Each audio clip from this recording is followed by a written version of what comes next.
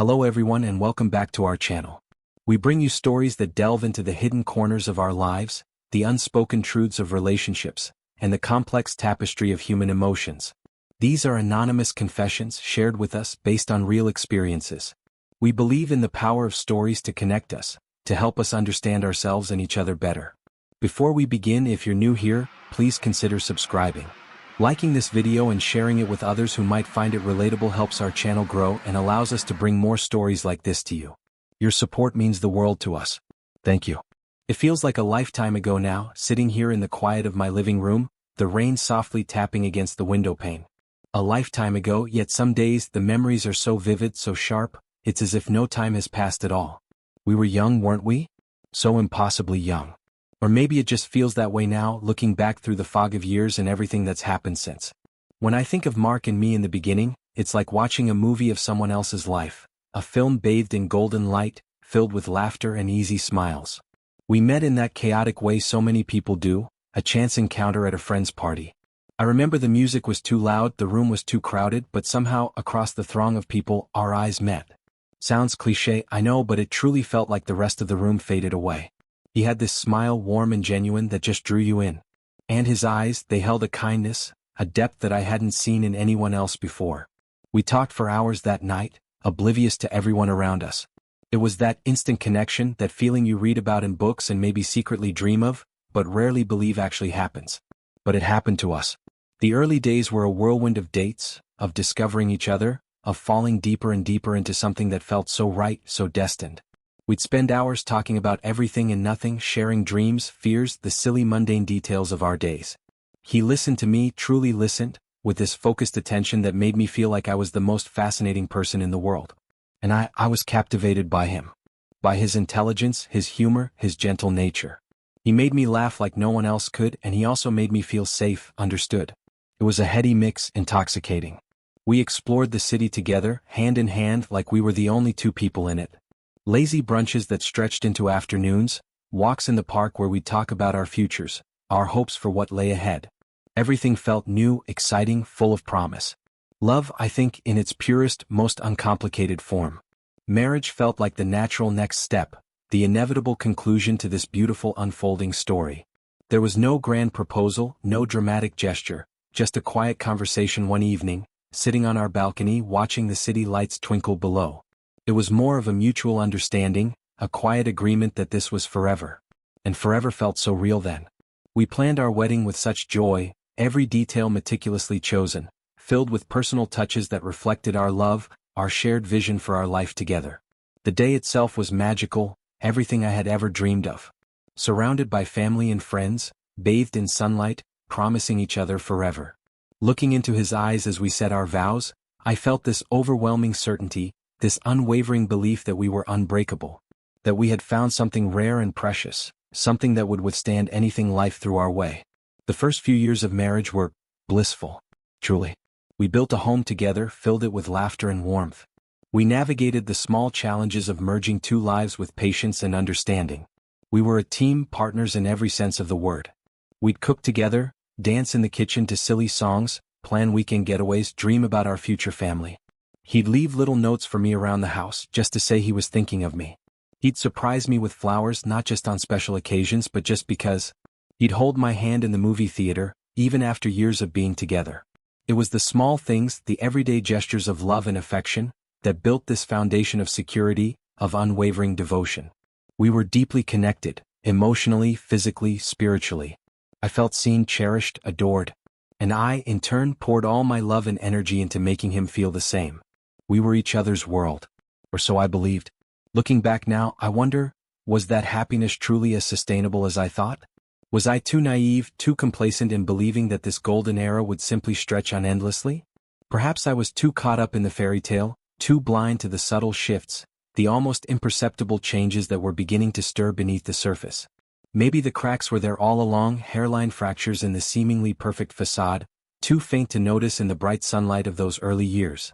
Or maybe, and this is the thought that haunts me most, maybe happiness, real lasting happiness, isn't a destination you arrive at, but a constant, conscious effort, a daily tending to the garden of love. And somewhere along the way we stopped tending. We stopped seeing each other, truly seeing each other, beneath the comfortable routines and the shared life we had built. And in that blindness, in that quiet neglect, the seeds of loneliness began to sprout, slowly, insidiously, taking root in the fertile ground of my heart. It started so subtly, so gradually, I barely even noticed it at first. It just felt like life, I suppose. The natural ebb and flow of things. But looking back, I can see now. The change was there. And it was starting to change everything. The shift wasn't sudden, not a dramatic earthquake that shattered everything in an instant. It was more like a slow erosion, a gradual wearing away of the foundations we had built. Like the tide slowly receding, imperceptibly at first, until you look around one day and realize the shoreline is miles away from where it used to be. That's how it felt with Mark. The warmth that had been so constant, so reliable, began to diminish. Not extinguish entirely, not at first, but just soften, like the sun slipping behind a cloud on an otherwise bright day. The little notes stopped appearing. The spontaneous flowers became rarer, reserved only for birthdays and anniversaries, losing their joyful surprise. The hand-holding in the movie theater? Well, that just faded away entirely without any conscious decision, just a gradual drifting apart. Conversations started to feel different. They became more functional. Discussions about work, about bills, about the mundane logistics of daily life. The deep, soulful talks we used to have, the ones that stretched late into the night, where we'd unravel our thoughts and dreams, those became fewer and farther between. When I tried to initiate them, to delve beneath the surface, I'd be met with a distracted look, a sigh, a quick, "I'm tired, honey, can we talk later?" And later never seemed to come. He wasn't unkind, not outwardly. He was still there. Physically present in the house, in our life. But emotionally he was starting to withdraw. He was becoming distant. And that distance, that growing emotional chasm between us, that's what started to feel so unsettling, so deeply confusing. I remember trying to pinpoint when it started, to find the exact moment when things began to change. Was it after his promotion at work? The new responsibilities, the longer hours, the increased stress? I tried to be understanding, supportive. I'd ask about his day, try to lighten his load at home, offer him space and quiet when he seemed overwhelmed. But even in those moments of trying to connect, to reach out, I felt this wall. An invisible barrier that had sprung up between us, blocking my attempts to get close. He'd be physically present, sitting across from me at dinner, but his eyes would be distant, his mind seemingly miles away. He'd answer my questions with monosyllables, his responses perfunctory, devoid of the spark, the engagement that used to characterize our every interaction.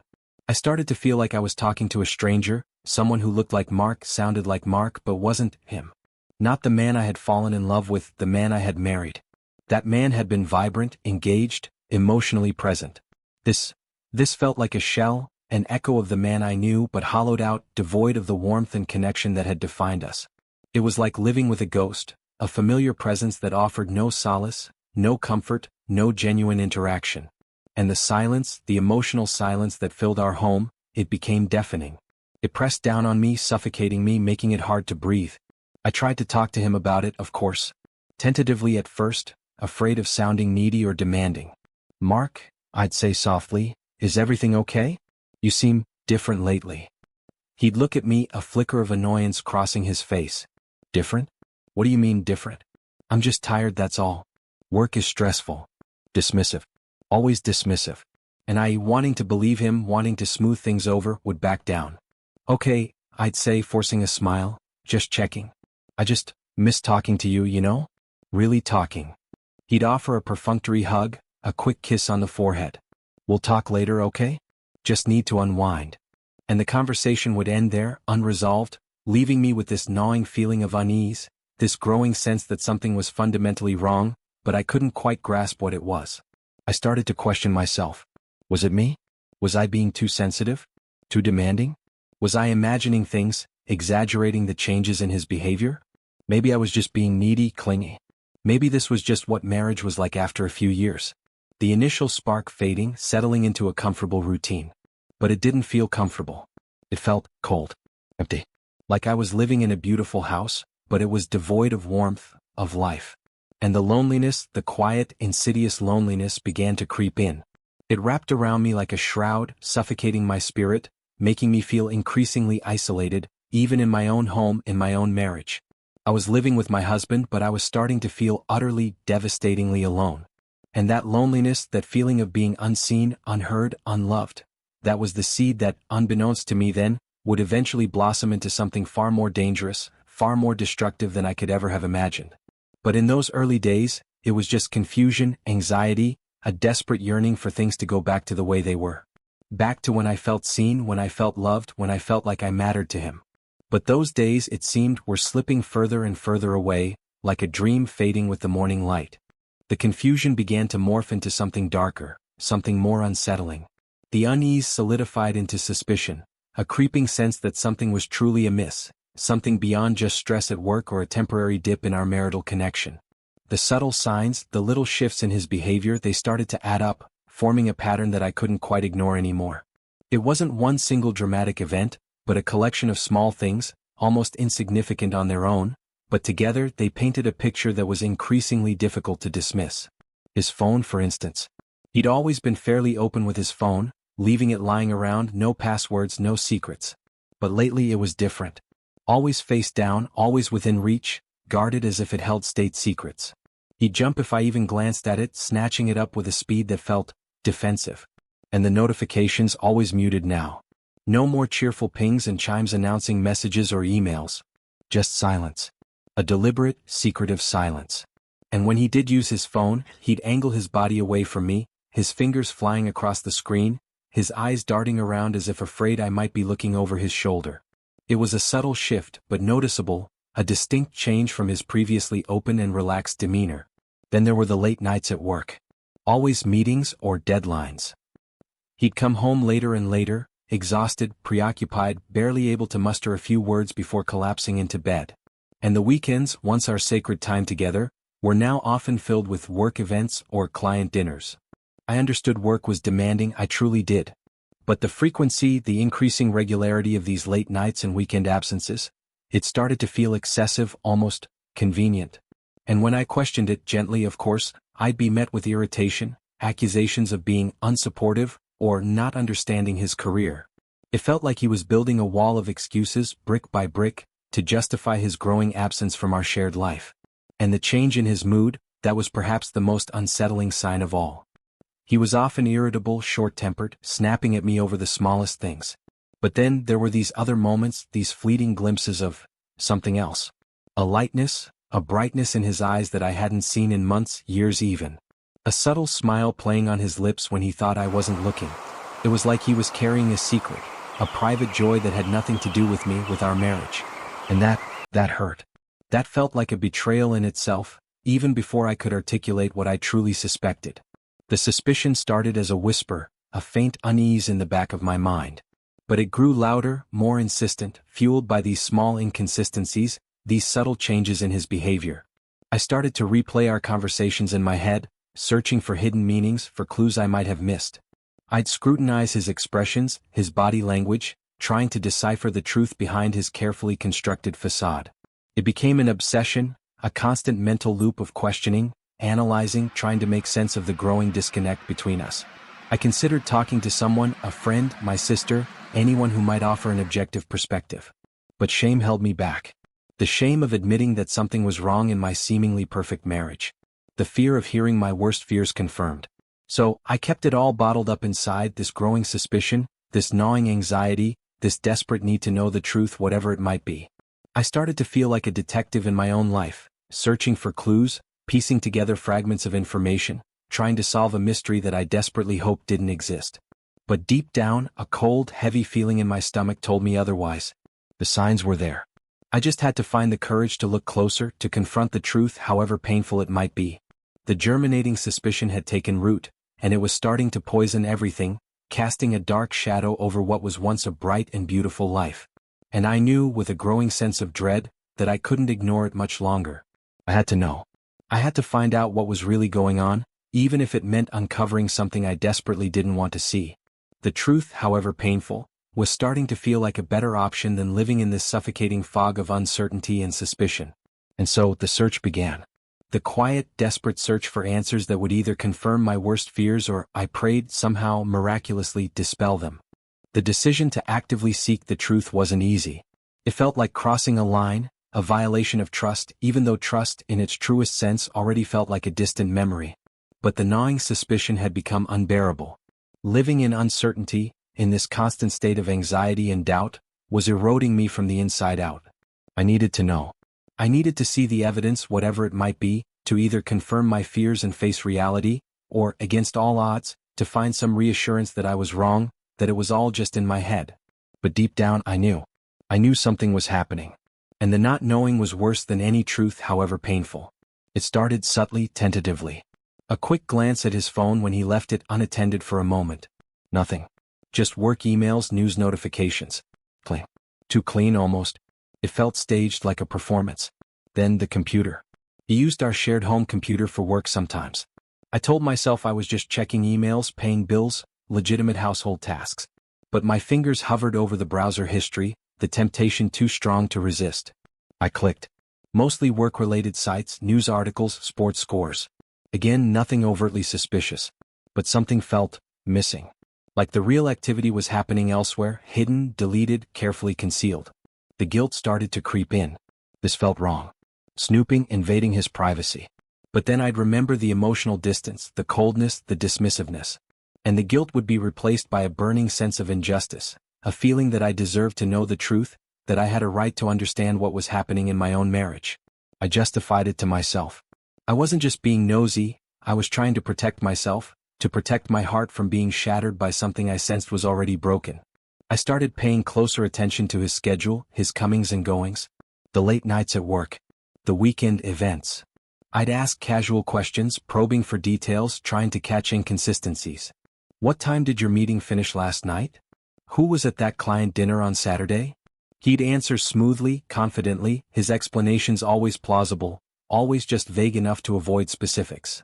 But I noticed little hesitations, tiny pauses before answering, a flicker in his eyes that betrayed a hint of deception? Or was I just projecting my own fears onto his every word, every gesture? I was starting to doubt my own sanity, wondering if I was becoming paranoid, imagining things that weren't there. Then one evening he left his laptop open on the kitchen counter. He'd gone upstairs to shower, leaving me alone in the kitchen, the glowing screen beckoning me like a forbidden fruit. I told myself to ignore it, to walk away. But the pull was too strong. It was an open door, an invitation to finally see what was behind the wall of secrecy he had erected. My heart pounded in my chest as I hesitantly approached the laptop. Emails were open. Work emails as usual. But then, a minimized browser window at the bottom of the screen caught my eye. A dating website. My breath hitched in my throat. Dating website. Why would he be on a dating website? He's married. To me. My hand trembled as I maximized the window. His profile. There it was, his picture, his name, a fabricated description of himself, seeking connection, open to new experiences. And then, the messages. Messages exchanged with another woman. Flirty, suggestive, emotionally intimate. Words he hadn't spoken to me in years, words filled with warmth, affection, desire. Words that pierced me like shards of glass, cutting through the last vestiges of hope, shattering the fragile illusion that maybe, just maybe, I was wrong. The room swam before my eyes. My hands went numb. I felt a coldness spread through my veins, a chilling realization that my worst fears were not only confirmed, but were even more devastating than I could have imagined. It wasn't just emotional distance, not just work stress. It was another woman. He was seeking connection, intimacy, affection, elsewhere. With someone else. While I, his wife, sat here, lonely, confused, desperately trying to understand what was happening to our marriage. I scrolled through the messages, each word a fresh wound, each exchange a deeper betrayal. I saw pet names, inside jokes, plans for secret meetings, stolen moments. It was all there, laid bare on the screen, the irrefutable evidence of his deception, his infidelity. The truth, stark and brutal, staring back at me. And in that moment, the guilt of snooping, the anxiety of searching, it all vanished, replaced by a wave of nausea, of disbelief, of crushing, unbearable pain. I had followed the trail, and it had led me to the darkest, most desolate place in my heart. The truth was out. And it was shattering everything I thought I knew about my life, about my marriage, about the man I had loved and trusted with my whole heart. The clue was found. The suspicion confirmed. And the devastation was just beginning. The laptop screen glowed, casting an eerie light in the dimly lit kitchen. The words blurred through the tears that were now streaming down my face, but the meaning was searingly clear. There was no room for doubt, no space for misinterpretation. It wasn't just flirtation, it wasn't just emotional intimacy. It was an affair. A full-blown clandestine affair, conducted right under my nose, in the supposed sanctuary of our marriage, our home. The evidence was irrefutable. The messages, the dates, the explicit language, it was all there, undeniable, damning. So, that's the first word that comes to mind when I try to describe what I felt in that moment. Pure, unadulterated shock.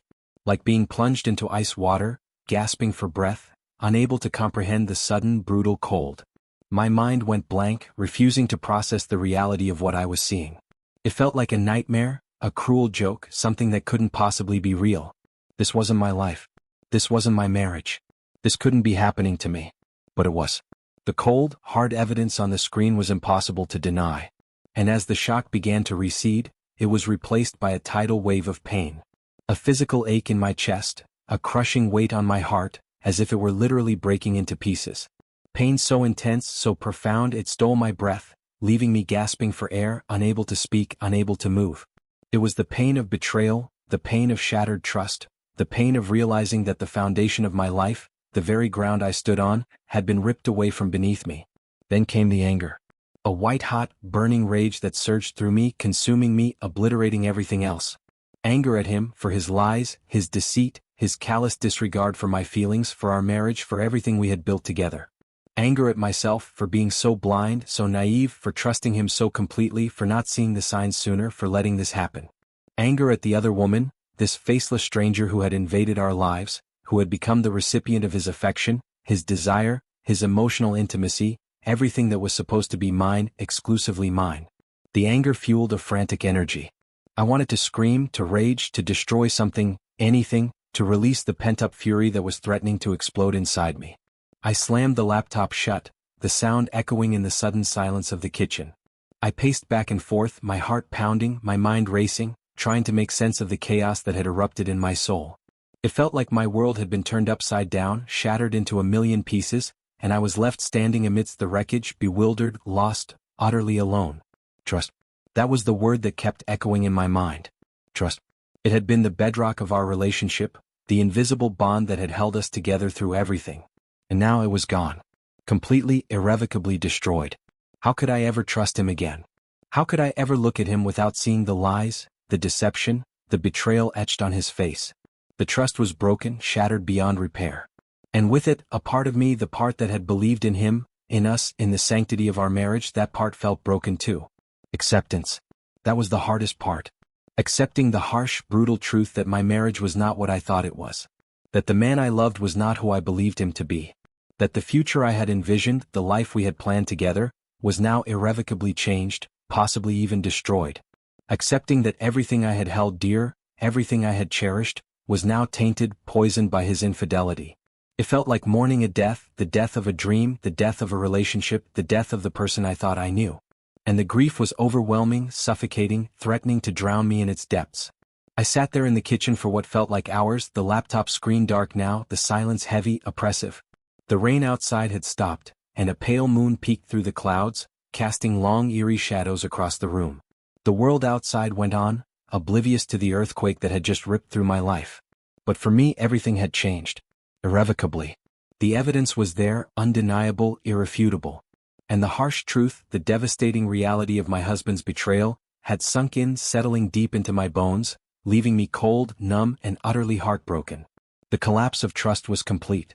And the long, painful journey of dealing with the consequences was about to begin.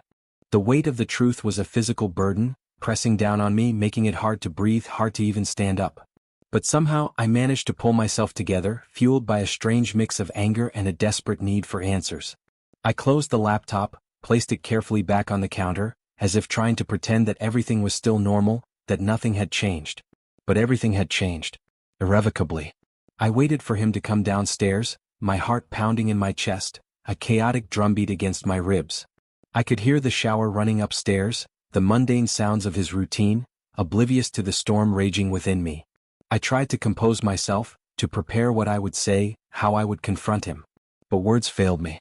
My mind was a jumble of emotions, of accusations, of questions, all vying for dominance, none of them coherent, none of them adequate to express the enormity of what I was feeling. He came downstairs, fresh from his shower, hair damp, wearing his usual casual evening clothes. He looked normal. Too normal. How could he look so normal, so unaffected, when my world had just been shattered? He smiled at me, that same familiar smile, the one that used to make my heart flutter. But now it felt like a mask, a carefully constructed facade hiding the lies, the deceit, the betrayal. The smile that now felt like a mockery. "Hey," he said casually, heading towards the refrigerator. "What's for dinner?" His mundane question, his everyday normalcy, it felt like a slap in the face. How could he talk about dinner, about something so trivial, when everything between us was crumbling? The anger surged again, threatening to erupt, but I fought to control it, to keep my voice steady, to articulate the words that needed to be said. "Mark," I said, my voice trembling slightly despite my efforts to remain composed. He turned, a carton of juice in his hand, a look of mild surprise on his face. Yeah. He still didn't notice, still oblivious to the earthquake that had just struck. Or was he pretending?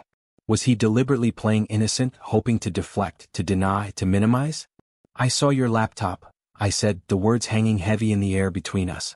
His eyes flickered, just for a moment, a barely perceptible shift, but enough for me to know that he understood.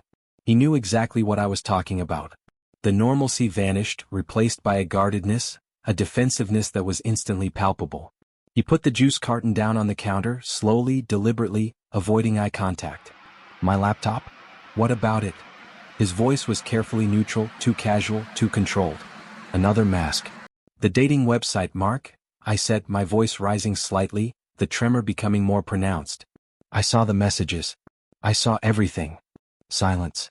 A heavy, suffocating silence filled the kitchen. He finally looked at me, his eyes no longer smiling, no longer warm, but cold, calculating, almost hostile. "You were snooping?" he accused, his tone sharp, defensive, immediately shifting the blame to me. "You were invading my privacy?" "Privacy?" I repeated, incredulous, the anger finally breaking through the fragile dam of my composure. "You talk about privacy? You're having an affair, Mark?" "An affair? And you're worried about privacy?" My voice cracked, tears welling up again, blurring my vision. He remained silent for a moment, his expression unreadable. Then he sighed, a heavy, weary sigh, as if I were being unreasonable, demanding too much. "Look," he said, his voice softening slightly, adopting a tone of false reasonableness, "it's not what you think." The classic line. The cliché of every infidelity confession. Not what I think. I had seen the messages, the explicit details, the undeniable proof. What else was there to think? "Don't insult my intelligence, Mark," I said, my voice shaking with rage and pain. "I saw the messages. I read them. There's nothing to misunderstand. You're having an affair. With another woman." He finally admitted it, not in words, not directly, but his silence, his averted gaze, his slumped posture, it was a confession in itself. He didn't deny it. He didn't try to explain it away. He just stood there, defeated, exposed, caught in his lie. "Why?" I whispered, the anger receding, replaced by a profound sense of sorrow, of bewilderment. "Why, Mark? Why would you do this? To me? To us?" He finally looked at me, his eyes filled with a mixture of guilt, shame, and something else. Something I couldn't quite decipher. I don't know," he stammered, his voice barely above a whisper. "It just happened. I didn't mean for it to happen. It just happened?" I repeated, my voice laced with bitterness, with disbelief. "Affairs don't just happen, Mark. They're choices. You made a choice. You chose to betray me. You chose to lie to me. You chose her. Over me. Over us." He remained silent, unable to meet my gaze, unable to offer any explanation that could possibly justify the devastation he had wrought. The confrontation was over. The truth was out. The confession, though unspoken, was undeniable. And the disappointment, the sorrow, the crushing weight of his betrayal settled over me, heavy and suffocating, leaving me breathless, heartbroken, and utterly lost in the wreckage of what was once my marriage. The turning point had arrived. And the path ahead was shrouded in darkness and uncertainty. The immediate aftermath of the confrontation was a blur of raw emotions, a chaotic storm raging within me. Sleep became a distant memory. Nights were long, agonizing stretches of darkness filled with restless tossing and turning, haunted by replays of the messages, the confrontation, the realization of his betrayal. Nightmares plagued me, vivid, disturbing dreams that mirrored the shattered state of my reality. I'd wake up in a cold sweat, heart pounding, the lingering fear and pain from the dream bleeding into my waking hours. Food lost its appeal.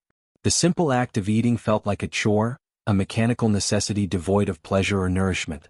My appetite vanished, replaced by a constant knot of anxiety in my stomach.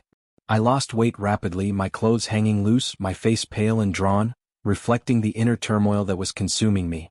Physical exhaustion became my constant companion, a heavy weariness that settled deep into my bones, making even the simplest tasks feel Herculean. The emotional pain was relentless, a constant ache that permeated every aspect of my being. Sorrow washed over me in waves, overwhelming me with its intensity, leaving me gasping for breath, drowning in despair. Loss. That's what it felt like. A profound, devastating loss. The loss of trust, the loss of innocence, the loss of the future I had envisioned, the loss of the man I thought I knew. It was like grieving a death, but worse because the person was still there, physically present, a constant reminder of the betrayal, the deceit, the shattered dreams.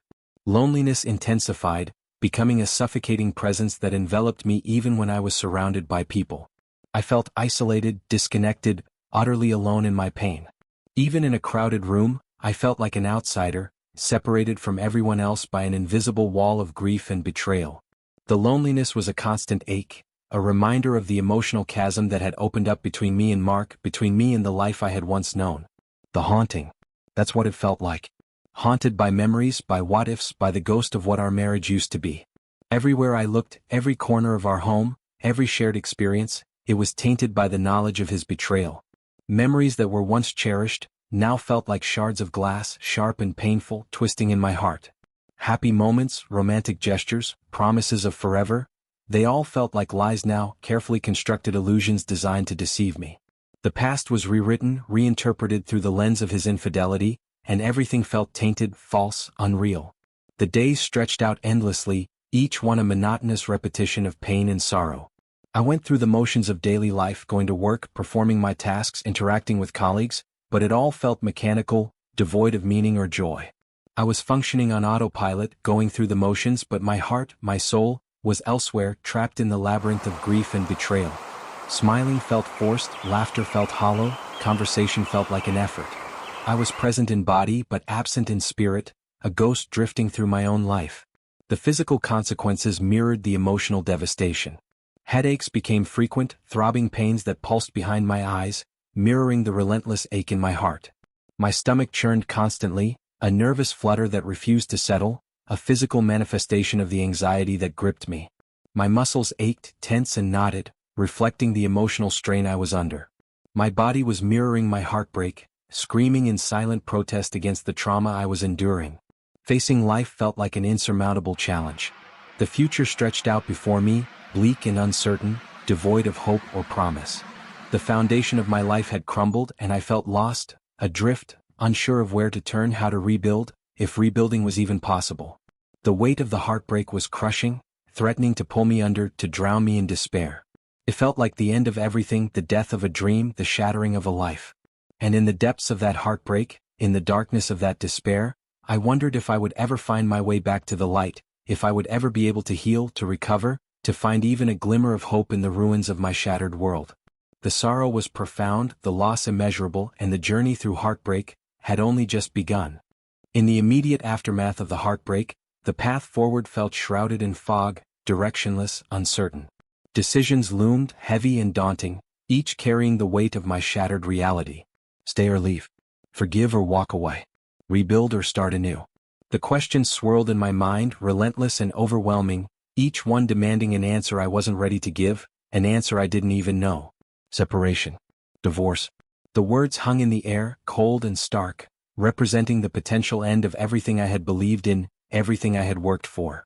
The thought of dismantling our life, of dividing our possessions, of severing the ties that had bound us for so long, it felt like tearing myself in two, a painful, agonizing amputation of a part of myself. But could I stay? Could I remain in a marriage poisoned by betrayal, haunted by lies, stripped bare of trust?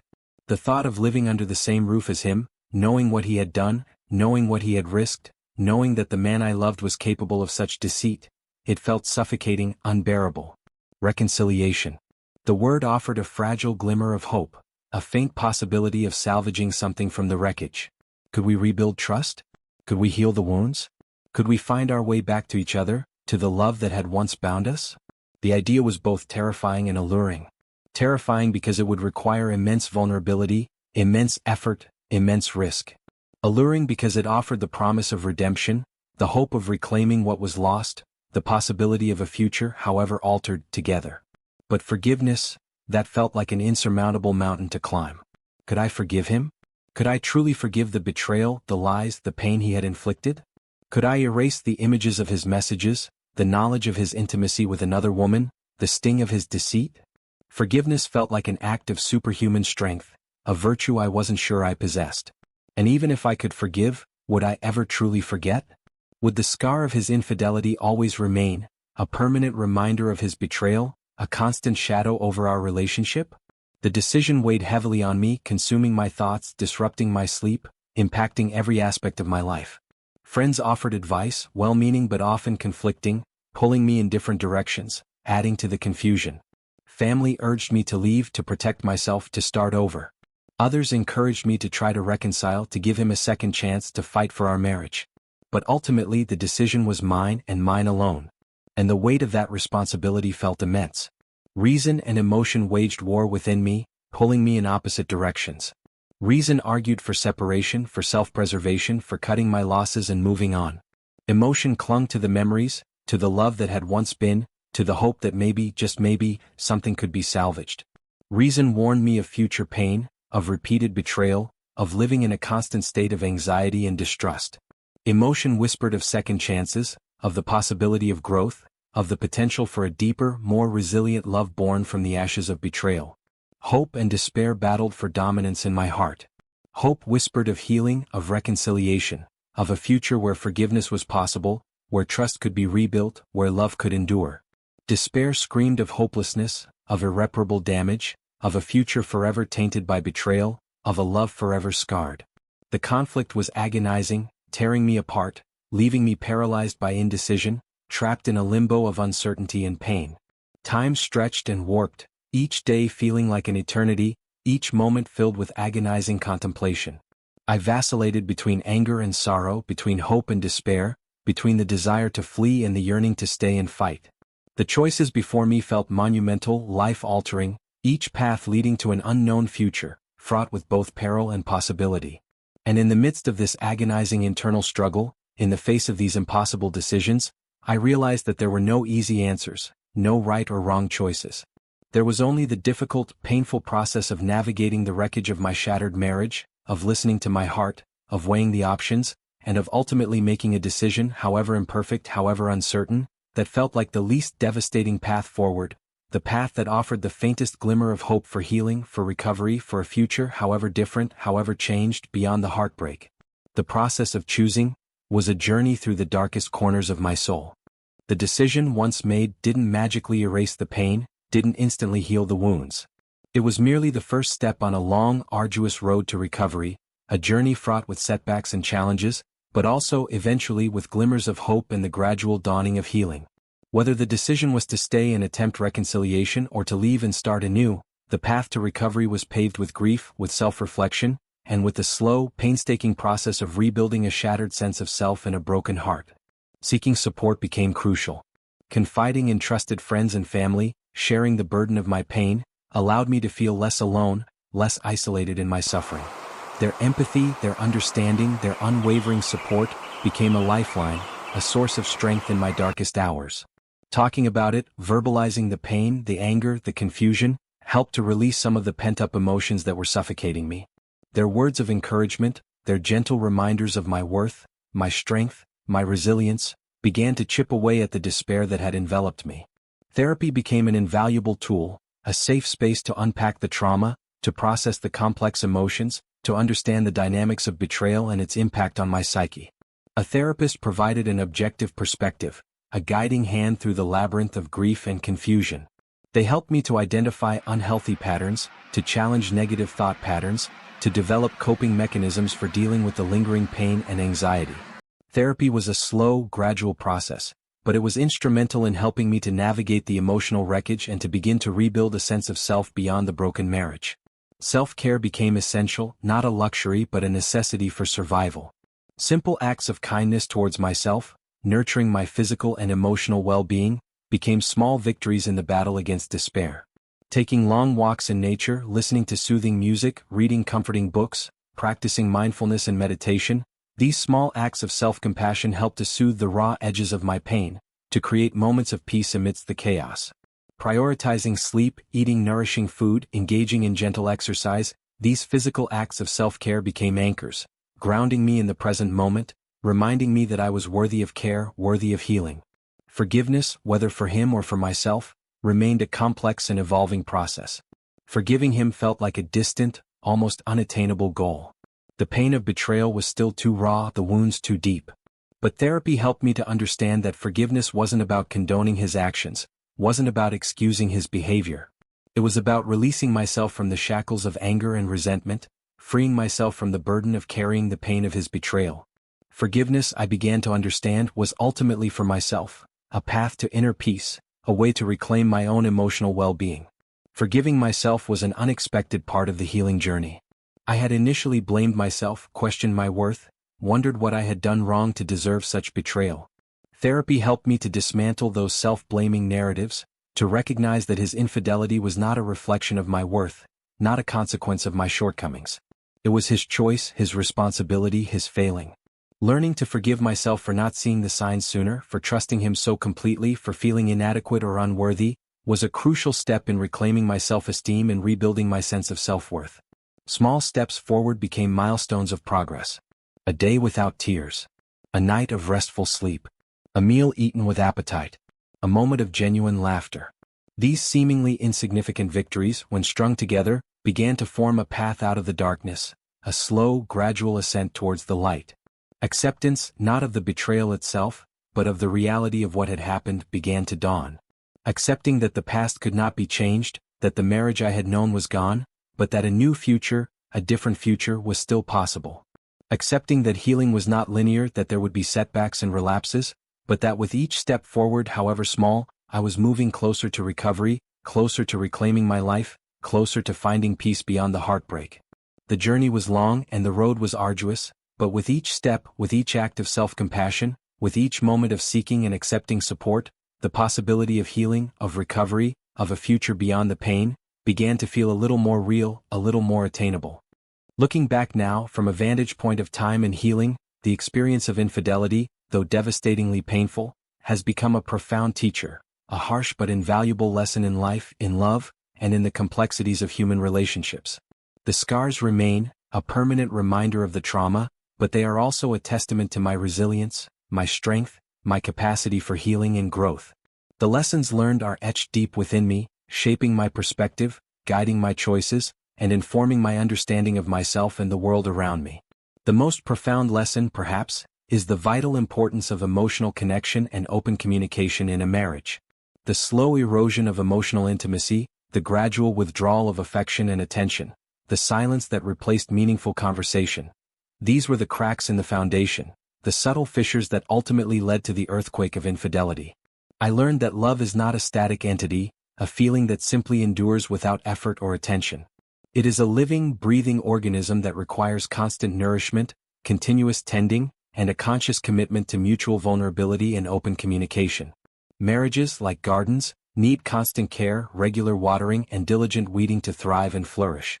Neglect, even unintentional neglect, can starve the roots, wither the blossoms, and ultimately leave the garden barren. Another crucial lesson is the recognition of early warning signs, the subtle indicators of dissatisfaction, disconnect, or emotional withdrawal in a partner. The changes in Mark's behavior, the growing distance, the dismissiveness, the defensiveness, these were all red flags, signals that something was amiss, that our connection was fraying. But I, in my complacency, in my desire to maintain the illusion of happiness, chose to ignore them, to rationalize them, to dismiss them as temporary phases. I learned that ignoring red flags, burying concerns, avoiding difficult conversations, is not a recipe for marital harmony, but a pathway to deeper problems and potential heartbreak.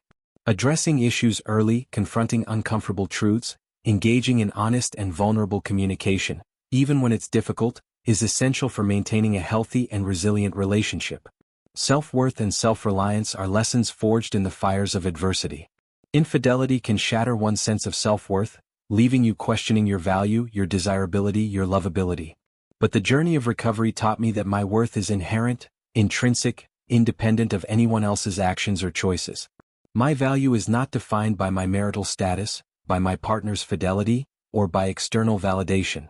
It resides within me, unshakable and enduring. I also learned the importance of self-reliance, of cultivating inner strength, of building emotional independence. Relying solely on a partner for happiness, for validation, for a sense of self, is a precarious foundation. Cultivating a strong sense of self, finding joy in my own pursuits, building a support network beyond the marriage, these are essential elements of emotional resilience, enabling you to weather the storms of life, whatever they may bring. For those who are experiencing or at risk of experiencing a similar situation, my advice, distilled from my own painful journey, is this: prioritize communication.